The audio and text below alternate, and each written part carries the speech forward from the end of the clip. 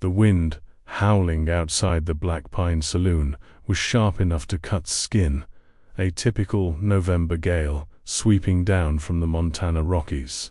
Inside, however, the air was thick, hot, and smelled of sawdust, fried onions, and spilled lager. The bar was a sanctuary for locals, truckers, and the roughnecks working the oil fields to the east. A place where the lights were low, and the jukebox was always playing Waylon Jennings or Merle Haggard. It wasn't a fancy place, but it was warm, and the whiskey was cheap, which was all anyone in Billings really asked for on a Friday night. Jenny, a 30-year-old single mother with tired eyes and hands roughened by hard work, was the only waitress on the floor. She moved through the crowded tables with practiced efficiency, balancing a tray heavy with pitchers and shot glasses.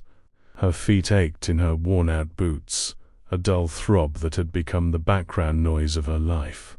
She had been working double shifts for 3 weeks straight to save up for her daughter's braces, and the fatigue was starting to fray her nerves.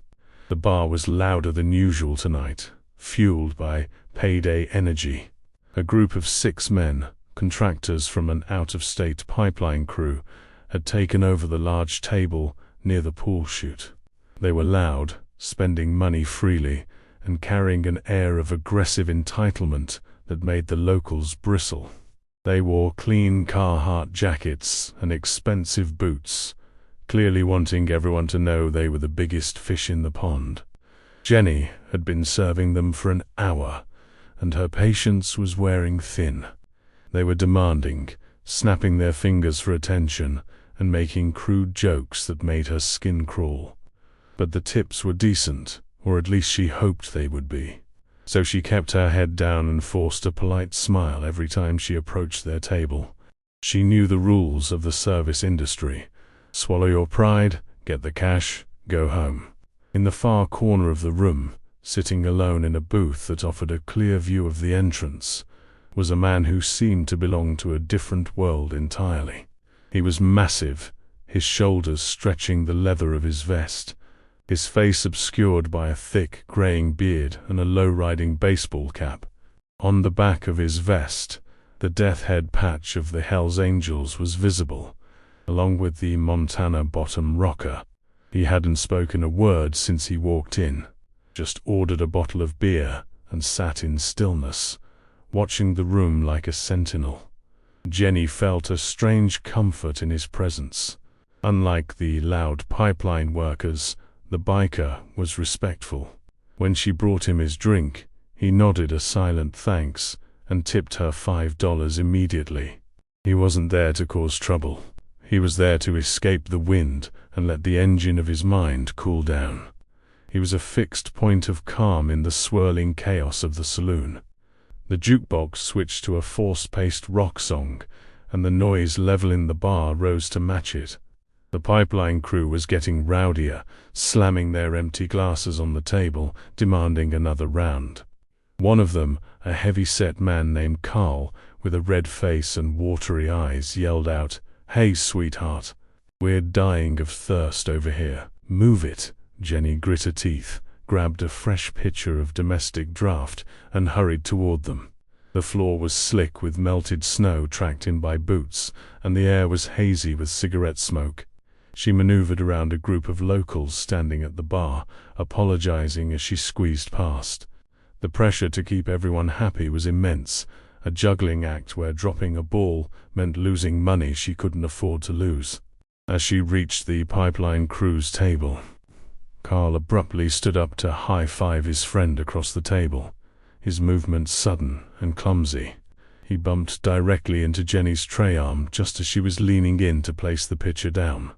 The collision was unavoidable. The heavy glass pitcher tipped, and amber liquid cascaded over the edge. It splashed onto the table, but a significant amount poured directly onto Carl's jeans and boots. The cold beer soaked him instantly. Jenny gasped, her heart dropping into her stomach. "Oh my God, I am so sorry," she cried out, grabbing a handful of napkins from her apron. The laughter at the table died instantly. Carl looked down at his wet pants, then up at Jenny. His face shifted from drunken joy to ugly, incoherent rage in a split second. The alcohol had stripped away his inhibition, leaving only a raw, nasty temper. "You stupid cow," Carl shouted, his voice cutting through the bar chatter. "Look what you did. These are $300 boots." He shook his leg, sending droplets of beer flying. "I'm so sorry, sir. It wasn't accident," Jenny stammered, reaching out with the napkins to help blot the mess. "I'll get a towel. I'll buy you a round. Please, I didn't mean to." "Get away from me." Carl swatted her hand away. He stepped closer, towering over her. The bar had gone quiet now. The locals at the bar turned on their stools to watch. The pool game stopped. Jenny took a step back, fear spiking in her chest. "I'll go get the manager," she whispered, just wanting to escape the immediate blast radius of his anger. She turned to walk away, her hands trembling, but Carl wasn't done. He felt humiliated in front of his friends, and he needed to reassert his dominance. He reached out with a meaty hand and grabbed Jenny's upper arm. His grip was hard, punishing. "I'm not finished talking to you," Carl growled, jerking her back toward him. "You don't just walk away after ruining my night." Jenny winced in pain, the pressure of his fingers digging into her bicep. "Let go," she said, her voice shaking. "You're hurting me." "I'll let go when I say so," Carl sneered, squeezing harder. "You think you can just apologize and it's fine? You're gonna pay for these boots, honey. Right now."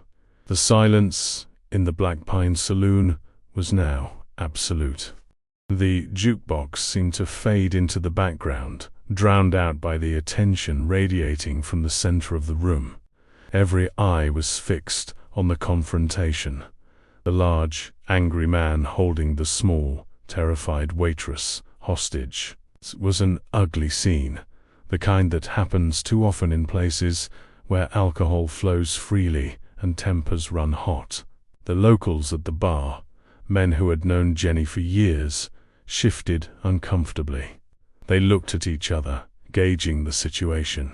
They were tough men ranchers and mechanics, but the pipeline crew outnumbered them, and Carl looked like a man who enjoyed violence. The calculus of intervention was being run in a dozen heads. Is it worth a broken nose? Is it worth a lawsuit? Maybe he'll just let her go. Jenny felt the abandonment. She looked toward the bartender, Mike, but he was busy dialing the phone, presumably calling the sheriff. But the sheriff was 20 minutes away on icy roads. In the here and now, she was alone. The pain in her arm was sharp, a bruising ache that made her eyes water. "Please," Jenny pleaded, trying to keep her voice level. "Sir, let go of my arm. I said I was sorry." She tried to pull away again, but Carl simply yanked her closer, enjoying the fear in her eyes. It made him feel powerful, erasing the humiliation of the spilled drink. "You're not going anywhere until we settle this," Carl hissed, his breath smelling of sour mash and tobacco. "My friends here think you need to learn a lesson about being careful." His friends at the table laughed nervously, not stopping him, complicit in their silence. At the far end of the room, the shadow in the corner booth shifted. The Hell's Angel, who had been a statue until this moment, slowly placed his bottle of beer on the table. The click of glass on wood was soft, but for anyone watching him, it was significant. He adjusted his leather vest, the movement causing the heavy leather to creak. He stood up. He didn't rush. There was no urgency in his movement, only a terrifying fluidity. He was a mountain of a man, standing 6'4" in his boots. As he rose to his full height, he seemed to block out the light from the neon sign on the wall behind him. He looked at the scene with cold, impassive eyes. He stepped out of the booth. His heavy engineer boots struck the wooden floor with a rhythmic, heavy cadence. Thud, thud, thud. He began to walk across the room. He didn't look at the locals. He didn't look at the bartender. His gaze was locked like a laser on Carl's hand, gripping Jenny's arm. The sound of his approach began to register. The pipeline workers at the table saw him first. Their smiles vanished. They nudged each other, eyes widening as they took in the patches, the size, and the demeanor of the approaching figure. They sat back in their chairs, instinctively distancing themselves from Carl. Carl, however, was too focused on his victim to notice the change in atmospheric pressure. He was busy berating Jenny, listing the cost of his clothing, completely unaware that a force of nature was closing the distance behind him. "You hear me?" Carl shouted. "You're gonna strip that apron off and give me every dollar in your pocket." Jenny saw the biker over Carl's shoulder. Her eyes widened. She had served him earlier, seen his polite nod, but now he looked different. He looked like Judgment Day. For a split second, she was more afraid of what was about to happen than she was of Carl. The Hells Angels stopped 3 feet behind Carl. He didn't shout. He didn't tap him on the shoulder. He simply waited, his presence radiating a heat that was colder than the wind outside. The air around the table seemed to drop 10 degrees. One of Carl's friends, a skinny guy with a goatee, finally spoke up, his voice cracking. Carl ... Maybe let her go, man." He nodded frantically toward the biker standing behind his friend. Carl frowned, confused by his friend's sudden cowardice. "What? Shut up, Dave. I'm teaching her." I think you're done teaching," a voice rumbled. It was deep, gravelly, and vibrated in the chests of everyone nearby. It wasn't a question. It was a statement of fact, delivered with the weight of a sledgehammer. Carl froze. The hairs on the back of his neck stood up. He realized slowly that there was something very large standing directly behind him. He loosened his grip on Jenny slightly, but didn't let go completely. He turned his head slowly, annoyed at the interruption. "Who the hell are you?" Carl demanded, trying to maintain his bravado, turning to face the intruder.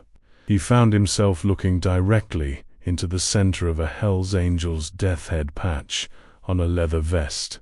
His eyes traveled up to the bearded face, the dark sunglasses that were now tucked into the vest pocket, revealing eyes that looked like flint. The biker looked down at Carl. He looked at Carl's hand, which was still touching Jenny's sleeve. "You have 3 seconds," the biker said softly, "to figure out where your hand belongs." The 3 seconds stretched out like an eternity. Carl blinked, his brain trying to process the threat level. He looked at the patch again, Montana, and the 1% diamond. He knew what those meant. Everyone did. This wasn't a bar brawler he could intimidate. This was an organized force. Carl's fingers sprang open as if he had been burned. He dropped his hand to his side, stepping back, putting distance between himself and Jenny. I was just talking to her," Carl stammered, his face losing its flush of anger and turning a pale, sickly white. Jenny stumbled back, clutching her bruised arm, breathing hard. She moved behind the biker, instinctively using his massive frame as a shield. The angel didn't look at her, but he shifted his stance slightly, placing himself squarely between the predator and the prey. "Talking doesn't leave bruises," the biker said. His voice remained low, calm, almost conversational.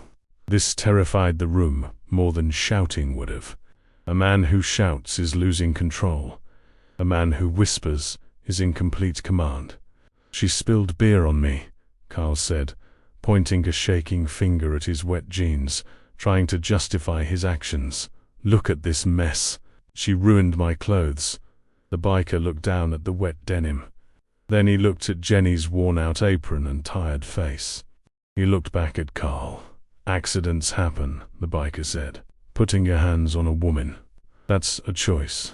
I just wanted her to pay for it," Carl argued, though his voice was getting weaker. He looked to his friends for backup, but they were studying the grain of the wooden table with intense fascination. They had abandoned him. "You're right," the biker said, nodding slowly.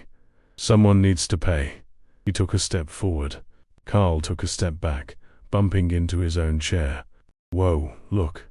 I don't want any trouble," Carl said, raising his hands.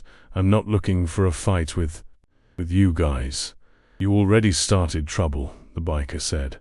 "You just picked the wrong target." He reached out and grabbed the back of the chair Carl had bumped into. With one hand, he effortlessly slid it out of the way, clearing the space between them. The biker, Ian, was his name, though Carl would never know. It was a man who had lived a hard life. He had daughters. He had a code. And he had zero tolerance for bullies who used their size to intimidate women. He looked at Carl with a disdain that was palpable. "Apologize," Ian said. It was a simple command. "What?" Carl blinked. "Apologize to the lady," Ian repeated, stepping closer. "And do it like you mean it, before I lose my patience." Carl looked at Jenny, who was peeking out from behind Ian's vest. The humiliation burned him, but the fear of physical dismantling was stronger. He swallowed hard. "I'm sorry," he mumbled, looking at the floor. "Look at her." Ian barked, a sudden sharp increase in volume that made half the bar jump. Carl snapped his head up, looking at Jenny. "I'm sorry," he said louder. "I shouldn't have grabbed you. It was the heat of the moment." Jenny nodded, unable to speak, just wanting this to be over. She rubbed her arm, which was already starting to throb with a dull ache. Ian stared at Carl for another long moment, letting the apology hang in the air. He wasn't satisfied yet. An apology was words. He needed to ensure the lesson stuck.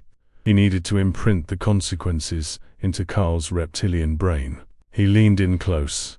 He invaded Carl's personal space until he could smell the fierce sweat coming off the man. He brought his face down to Carl's ear level. The room was so quiet you could hear the wind rattling the window panes. Everyone strained to hear what was coming next. They expected a punch, they expected a brawl. Instead, Ian whispered, "You listen to me, and you listen good," Ian whispered, his voice a low rasp that sounded like tires on gravel. "This is my town. This is my bar. And she is under my protection." Carl nodded frantically, his eyes wide, sweat beading on his forehead despite the cold draft in the room. He was paralyzed, caught in the gravity well of the biker's intensity. "You grab a woman again," Ian continued, his voice dropping even lower, becoming more intimate and terrifying. "Any woman, anywhere, and I will find out." He paused, letting the threats sink in. He reached out and tapped Carl's hand, the hand that had grabbed Jenny, with one gloved finger. "You touch her again," Ian said, enunciating every syllable clearly, "and you won't have hands to hold a glass. You won't have hands to zip your pants. Do you understand me?" The threat was specific. It was brutal. And coming from a man wearing that patch, it was entirely credible. Carl felt a wave of nausea. He looked at his own hands, suddenly imagining them broken, useless. The reality of the violence this man was capable of washed over him. "I understand," Carl whispered back, his voice trembling. "I understand, I swear." "Good," Ian said, leaning back. He straightened up, his leather vest creaking again. He looked at the table of Carl's friends. "Take your friend. Get him out of here." The friends scrambled. They stood up so fast, chairs toppled over. They threw cash onto the table, more than the bill was worth, just to expedite their exit. They grabbed their jackets, not daring to make eye contact with the biker. One of them grabbed Carl by the elbow. "Come on, let's go," he hissed. Carl didn't argue. He looked deflated, a balloon that had been popped. He grabbed his coat, keeping his head down, avoiding looking at anyone in the room. They moved toward the door in a huddled mass, shamed and terrified. The locals watched them go, their faces grim. As the door opened, the wind howled in, blowing snow across the floor, and then slammed shut behind them. The bar remained silent for a few seconds longer. Then, slowly, the tension began to bleed out of the room. A collective exhale seemed to pass through the crowd. Ian turned around. He looked at Jenny. His face softened just a fraction. The hard, stony mask cracked enough to show a human being underneath. He looked at her arm, where red marks were already forming in the shape of fingers. "You okay, darling?" he asked. His voice was back to a normal rumble, stripped of the menace he had directed at Carl. Jenny nodded, tears finally spilling over now that the danger was past. I think so," she sniffled. "Thank you. You didn't have to. Thank you." "Nobody touches the staff," Ian said simply. "Not while I'm breathing." He reached into his pocket and pulled out a crisp $50 bill. He placed it gently in her hand. "For the trouble. And for some ice for that arm." "I can't take this," Jenny protested weakly. "Take it," Ian said gently. "Consider it an inconvenience tax on that idiot." He turned and walked back to his booth. He sat down, picked up his beer, and took a slow sip. He didn't look around for applause. He didn't puff out his chest. He just went back to being the silent sentinel in the corner. The atmosphere in the Black Pine Saloon changed instantly. The fear that had paralyzed the room was replaced by a buzz of adrenaline and conversation. The jukebox kicked back in, playing a slow ballad, but nobody was listening to the music. They were talking about what they had just seen. Mike, the bartender, came rushing out from behind the bar. "Jenny, Jesus, are you all right?" He looked at her arm, winced, and ran back to get a bag of ice from the freezer. "I'm fine, Mike," Jenny said, pressing the cold bag against her bicep. She looked toward the corner booth. He stopped him. "Yeah, he did," Mike said, looking at the biker with a mix of awe and respect.